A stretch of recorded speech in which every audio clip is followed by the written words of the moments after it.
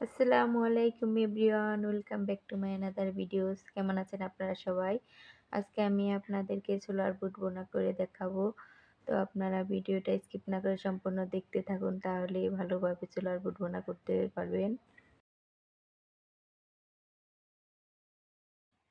এখানে আমি 1 কেজি ছোলার বুট ভিজিয়ে রেখেছিলাম সারা রাতের জন্য। এগুলো আমি ভালো করে ধুয়ে পরিষ্কার করে নিয়েছি। এগুলোকে স্ট্রেনারে সম্পূর্ণ পানি ঝরিয়ে নিচ্ছি।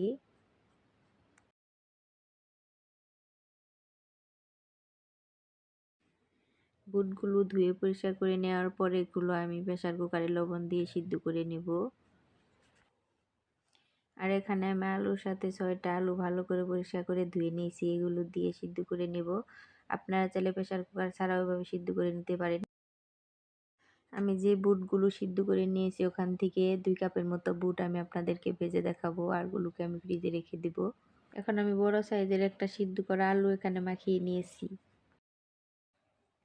এখানে আমি প্যানে 1/3 কাপ পরিমাণ তেল দিয়ে দিয়েছি, আর দিয়ে দিব 3টা বড় সাইজের পেঁয়াজ কেটে, আর দিয়ে দিব 2টো তেজপাতা। এখন আমি পেঁয়াজগুলোকে ভালোভাবে নেড়েচেড়ে ভেজে ব্রাউন কালার আসা পর্যন্ত অপেক্ষা করব। এখানে আমি এখন সামান্য পরিমাণে পানি দিয়ে দিব। পানি দিয়ে দিলাম যাতে পেঁয়াজগুলো পুড়ে না যায়। এখন আদা রসুন বাটা দিয়ে দিব 1 চা চামচ করে, তারপর এগুলোকে ভালোভাবে ভেজে নেব।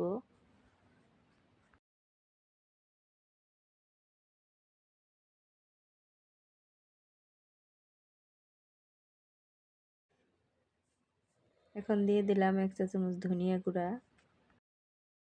চা চামচের একটু কম পরিমাণে দিয়ে দিলাম হলুদের গুঁড়া। 1 চা চামচ দিয়ে দিব এখানে মরিচের গুঁড়া, আর পেঁয়াজের সাথে আমি 2টো কাঁচামরিচ কেটে দিয়েছিলাম। দিয়ে দিলাম ভাজা জিরা গুঁড়ো।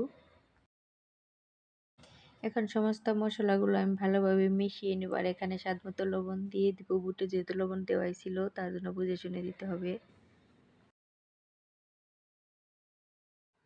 মশলাগুলোকে এখন ভালোভাবে আমি কষিয়ে নেব সুন্দর করে।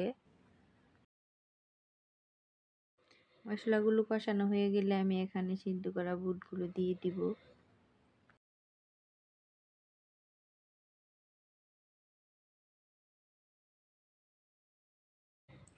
বুটগুলোকে ভালোভাবে মশলার সাথে মিশিয়ে নেব, আর ঢাকনা দিয়ে ঢেকে ভালোভাবে কষিয়ে নেব।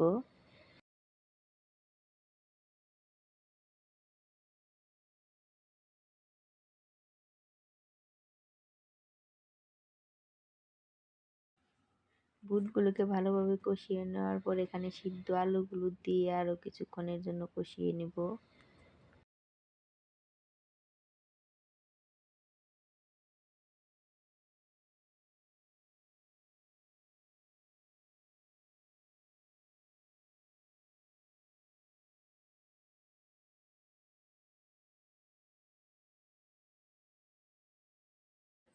এখন আলুগুলোকে ভালোভাবে মিশিয়ে ঢাকনা দিয়ে ঢেকে আরও কিছুক্ষণ কষাবো।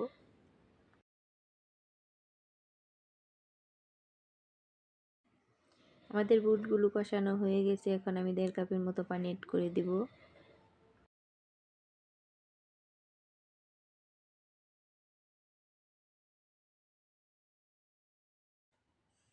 এখন বুটগুলোতে আমি ধনিয়া পাতা কুচি করে দিয়ে দিব। এটা অপশনাল, আপনারা চাইলে নাও দিতে পারেন।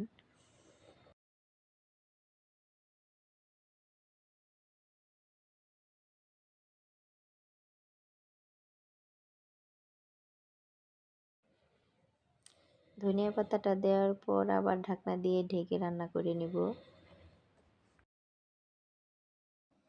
বুটগুলো নামানোর আগে আমি সামান্য পরিমাণে গরম মশলা এখানে দিয়ে দিব ফ্লেভারের জন্য।